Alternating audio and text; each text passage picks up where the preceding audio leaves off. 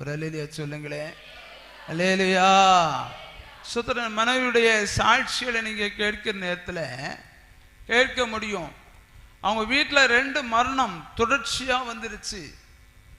அவர்கள் குடும்பத்திற்குன்னு ஒரு கோயில் நினைச்சுதாங்க வைத்து வழிபட்டு கொண்டிருந்தாங்க.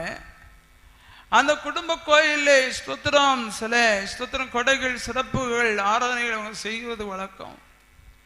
ஒரு முறை அவர்கள் குடும்பம் மூலமாக செய்ய இயலாத ஒரு நிலைமை வந்த நேரத்திலே முதலாவதாக அவருடைய ஸ்தோத்திரம் இளைய சகோதரன் கடைசி சகோதரன் மரித்து போனான்.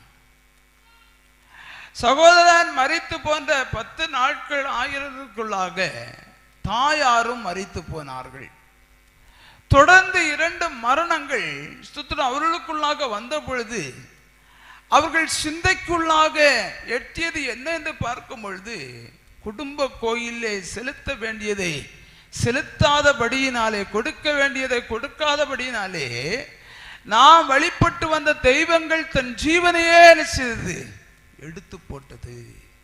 அல்லேலூயா.